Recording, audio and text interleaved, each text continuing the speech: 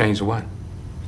Yeah, we've recently switched carriers from a PEEP to an HMO. It's a less expensive policy, but unfortunately there are some restrictions. Restrictions? Here's how it works. We're going to talk about the film John Q on A Filmmaker's Guide to Surviving Authoritarianism. This movie, above all other films, right now encapsulates the zeitgeist of this country. Just in case you guys are unfamiliar with the film, or it's just been some time you've forgotten, let's walk through John Q. John Q is a film starring Denzel Washington, a father who works a blue-collar job and is paid into his insurance for over a decade. Unfortunately, his son falls ill. He has a heart condition, and he is relying on this health insurance to get him through and to get his son a new car and also to pay for all the procedures. But guess what? His company changes the policy. Management part-time employees, such as yourself, only qualify for second-tier catastrophic coverage. No, I'm not part-time. I'm full-time. It's just slow right now. Sure, but your coverage is based on hours worked. And like I said, you only qualify for second tier, and that has a maximum payout limit of $20,000. John Q makes a decision I would hope that no father would ever have to make. He holds up a hospital in order for his son to get the procedures that he needs. Not hearing me, Frank. My son is sick. That's it. There's nothing else. End of story. When people are sick, they deserve a little help.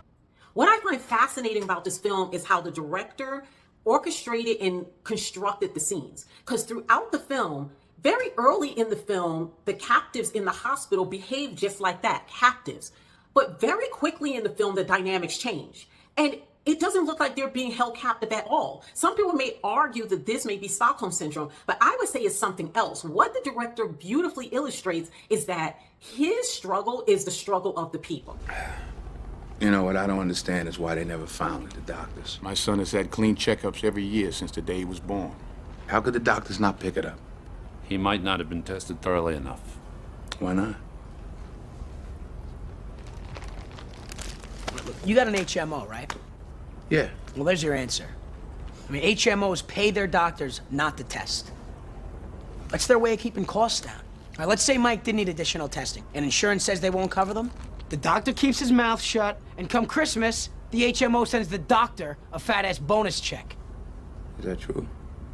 Possible. There are people who work within the system who understand that this is unfair, and there are people outside the system who have their own experiences who understand the plight of John Q. Don't take this personal, Doc. Y'all a bunch of goddamn crooks. You don't know what you're talking about. What about that thing that you guys take? The thing? Yeah, that promise. What do they call it? It's called the Hippocratic Oath. More like the hypocritical oath. How's it go, Doc? I solemnly swear to take care of the sick, damn near dying, unless they ain't got major medical. Something like that. You got it perfectly. That's it. It's funny, but it's not that far from the truth, okay? It gets a point in this story that even the greedy hospital administrator decides that, wow, he's even rooting for John Q. And they decide to do something that is completely unreal. All right, he's a patient to you, I understand. But he's a good kid. I mean, he loves bodybuilding. He wants to be a bodybuilder. Can you believe that? And he's funny. You'd like him. You'd like him, Doc, if you got to know him. I do like All it. right, then please. I'm just begging you. All right. The story takes another turn when, of course, a hospital being held up is going to catch the wind of the media. But there's a different angle and a very unexpected response by the public. They're on the side of John Q.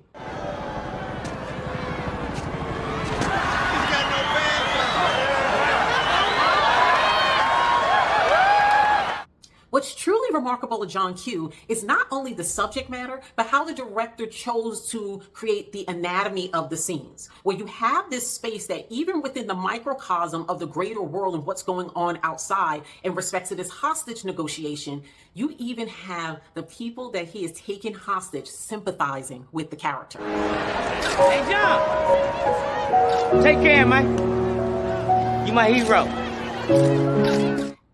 Only in the very early stages of this narrative that you get the impression that this is a legitimate hostage takeover. Instead, it quickly shifts into the space of even those who are being taken hostage sympathize with John Q's plight, because guess what? They are John Q. So I really advise you guys to revisit the film John Q, and let's have a conversation about